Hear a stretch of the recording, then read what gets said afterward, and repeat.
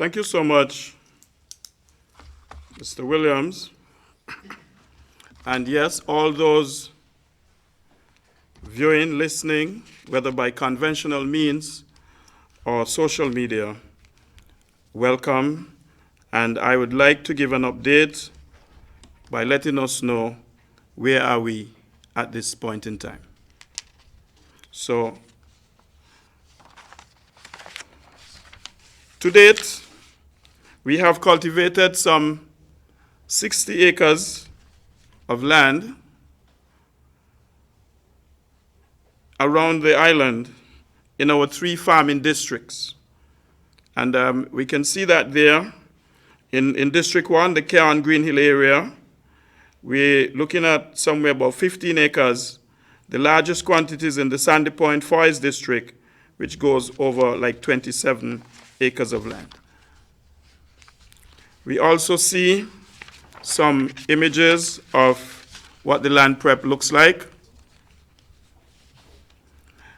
The land is already harrowed, but not yet banked. As I explained to us earlier, that a lot of our agriculture is rain-fed, and so we're just waiting, in most part, on the showers, except in areas where farmers have irrigation, or where there are greenhouses, or where you have very high elevation.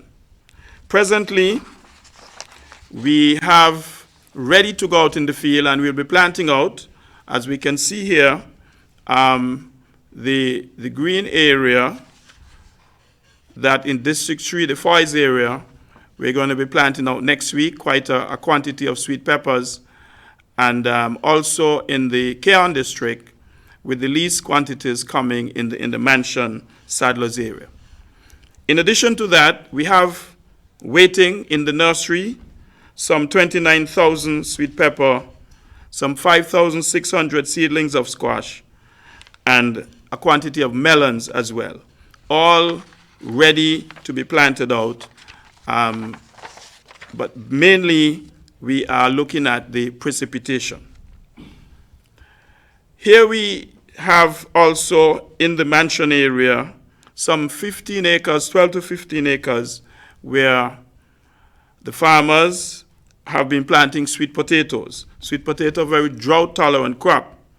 But those who planted earliest, some of the seedlings, some of the cuttings have died because of the very hot conditions, the very arid conditions, due to very minimal precipitation. We're very optimistic, however, and we do trust that we'll be able for them to spring to life.